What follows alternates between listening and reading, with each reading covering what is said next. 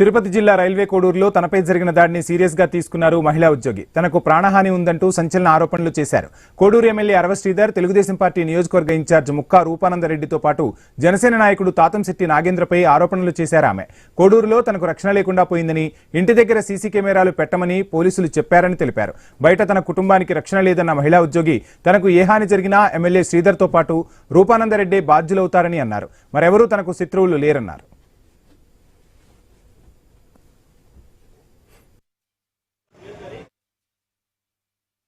నాకు మా లాయర్ గారికి, మా లాయర్ గారి తమ్ముడికి, నా కొడుకు విక్రమాదిత్యకి, నా తమ్ముడు దిలీప్కి ఎటువంటి ప్రాణహాని జరిగినా, కనీసం ఒంటి మీద ఏదైనా మచ్చబడినా కూడా అది రూపానందరెడ్డి వాళ్ళ దగ్గర నుంచే వస్తుంది, శ్రీధర్ దగ్గర నుంచే వస్తుంది. అపార్ట్ ఫ్రమ్ దట్ మాకు ఎటువంటి శత్రువులు లేరు. తాతంశెట్టి నాగేంద్ర, శ్రీధర్, రూపానందరెడ్డి వాళ్ళ ఫ్యామిలీస్ నుంచి మాత్రమే వస్తుంది. మాకు రక్షణ లేదు.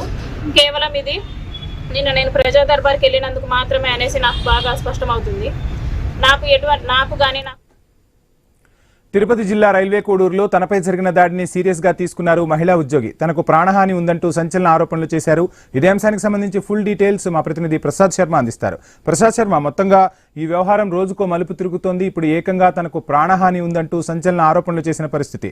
పోలీసులు ఈ అంశంపై ఏ విధంగా స్పందిస్తున్నారు? డీటెయిల్స్ ఏంటి?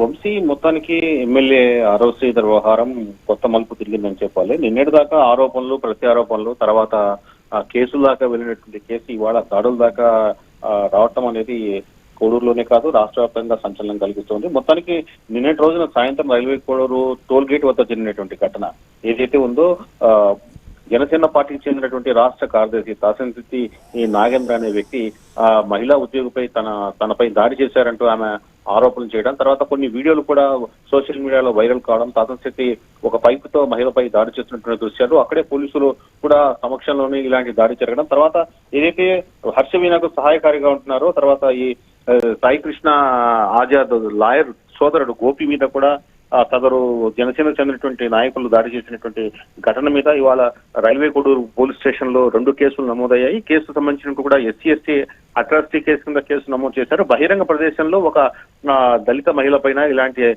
దాడి జరగడం పైన పోలీసులు కూడా వాళ్ళు ఇచ్చిన ఫిర్యాదు మేరకు కేసు నమోదు చేశారు. అయితే మరో కేసు కూడా జనసేన నాయకులు కూడా ఇవ్వడం జరిగింది. దానిపై కూడా హర్షవీణ తర్వాత ఆయన సహాయకులు ఉన్నటువంటి గోపి మీద కూడా కేసు నమోదు చేయడం జరిగింది.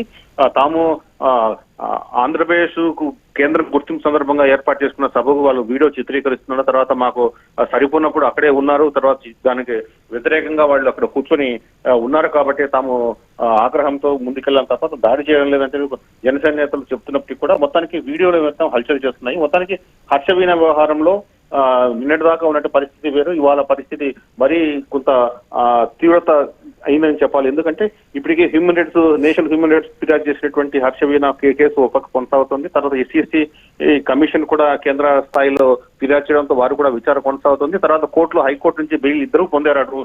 ఎమ్మెల్యే అరవ శ్రీధర్ కావచ్చు, అలాగే తల్లి అరవ శ్రీధర్ ఎమ్మెల్యే చేసినట్టు ఫిర్యాదు మేరకు హైకోర్టు నుంచి హర్షవీణ కూడా బెయిల్ పొందారు. ఈ 2 విషయాల్లో ఒక పక్క కోర్టులు న్యాయ పోరాటం జరుగుతుండగానే తిరిగి ఒక 15 రోజుల క్రితం హర్షవీణ కావచ్చు, తర్వాత ఎమ్మెల్యే కావచ్చు తిరిగి జనబాహుల్యంలోకి వచ్చి కనిపిస్తున్నారు. తర్వాత ఒకవైపు ఎమ్మెల్యే బయటికి రావడానికి కూడా హర్షవీణ ఆక్షేపిస్తూ కూడా ఇటీవల 2 సెల్ఫీ వీడియోలు రిలీజ్ చేశారు. తాజాగా కూడా ఏదైతే జనసేన అధినేత పవన్ కళ్యాణ్ ప్రశ్నిస్తూ తాము ఏర్పాటు చేసినటువంటి త్రిసభ్య కమిటీ ఏ రకమైన నివేదిక ఇచ్చింది, ఏ నివేదిక ఆధారంగా తిరిగి ఆయన జనంలోకి తిరుగుతున్నానంటూ ప్రశ్నిస్తూ చేసినటువంటి వీడియో హల్చల్ చేసింది. తర్వాత దాని మీద సంచలనంగా మారింది. ఈ నేపథ్యంలో నిన్నటి రోజున ఉదయం ఏదైతే టీడీపీ కార్యాలయంలో ప్రజా దర్బార్ నిర్వహిస్తున్నటువంటి ముక్కా రూపానందరెడ్డికి స్వయంగా ఈ మహిళా ఉద్యోగి వెళ్ళడం, తనకు న్యాయం చేయాలని, తమ న్యాయం చేస్తారని బయటకు వచ్చారని, కానీ తనకు ఎవరూ న్యాయం చేయలేదు, ఈ విషయంలో చర్యలు తీసుకోవాలంటే ఒక వినతిపత్రం సమర్పించడం జరిగింది.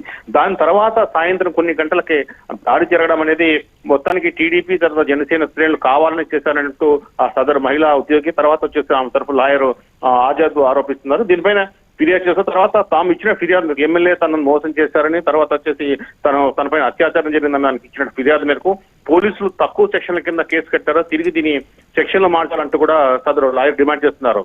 Vamsi, right, thank you Prasad Sharma.